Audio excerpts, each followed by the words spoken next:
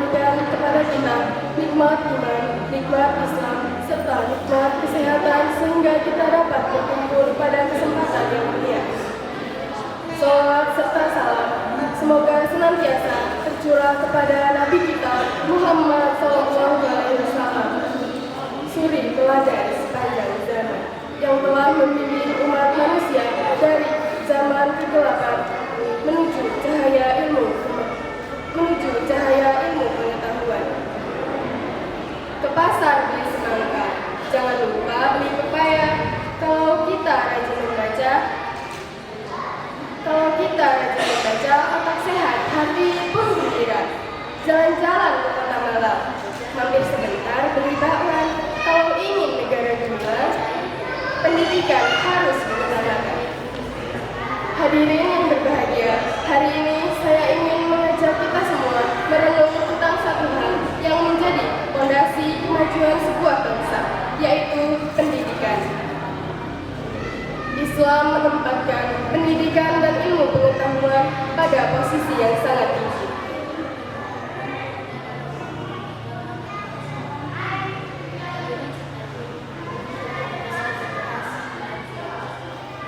Ayat pertama yang diturunkan kepada Rasulullah adalah perintah untuk membaca. Dalam Quran surat Al-Alaq ayat 1-5 Allah berfirman, "Bacalah dengan menyebut nama Tuhanmu yang menciptakan, yang telah menciptakan manusia dari segumpal darah. Bacalah dan Tuhanmu lah yang maha pemurah, yang mengajarkan manusia dengan perantaran kalam. Dia mengajarkan kepada manusia apa yang tidak diketahuinya." Ayat ini mengisyaratkan bahwa peradaban yang besar dimulai dari membaca, menulis, dan mengembangkan pengetahuan. Rasulullah SAW bersabda dalam hadis riwayat At-Tirmidzi, "Sesungguhnya para malaikat membentangkan sayapnya bagi penuntut ilmu,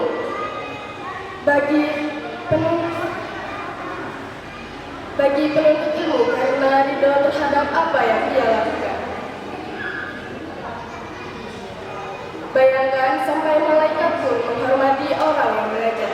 Lalu, bagaimana mungkin kita mengabaikan pendidikan?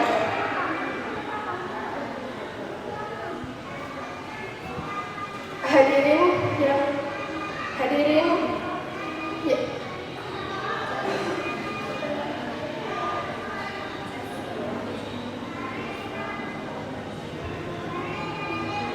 Hadirin sekalian, bangsa yang maju bukanlah bangsa yang hanya kaya sumber daya alam, tapi bangsa yang kaya sumber daya manusia yang cerdas, terampil, dan berakhlak mulia. Lihatlah Jepang pasca perang dunia II. Negaranya hancur, ekonominya lumpuh, tapi mereka menanamkan satu tekad, membangun manusia melalui pendidikan. Dalam waktu kurang dari 30 tahun, Jepang bangkit menjadi salah satu negara maju di dunia. Begitu pula dalam sejarah Islam, kita mengenal tokoh-tokoh besar seperti Ibnu Sina di bidang kedokteran, Al-Khawarizmi di bidang matematika, dan Ibnu Khaldun di bidang sejarah. Mereka menjadi bukti bahwa pendidikan adalah kunci peradaban. Namun di negara kita tercinta, tantangan pendidikan masih banyak. Ada ketimpangan kualitas pendidikan antara kota dan desa. Ada anak-anak yang putus sekolah karena masalah ekonomi. Ada pula fenomena rendahnya minat membaca.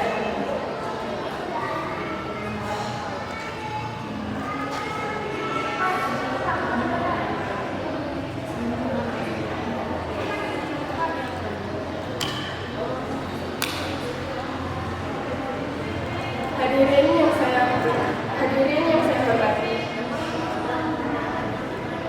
mengembangkan pendidikan tidak hanya tugas pemerintah. Setiap kita memiliki peran. Satu, sebagai orang tua, menanamkan nilai agama dan membiasakan anak-anak belajar sejak dini. Dua, sebagai orang tua.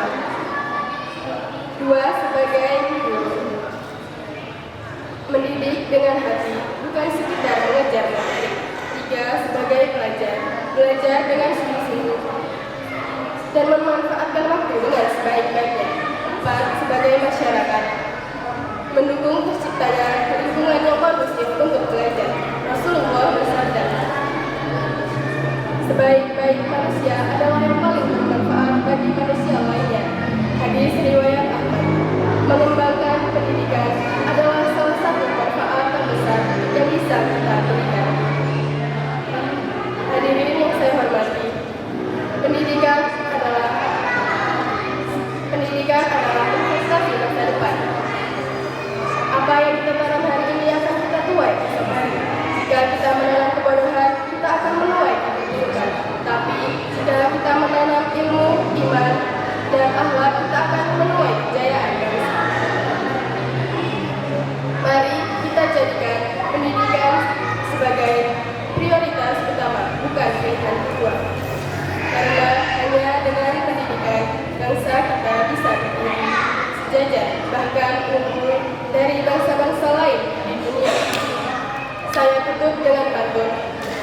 Naik sepeda, ke sekolah naik sepeda, di jalan bertemu Pak Kiai. Kalau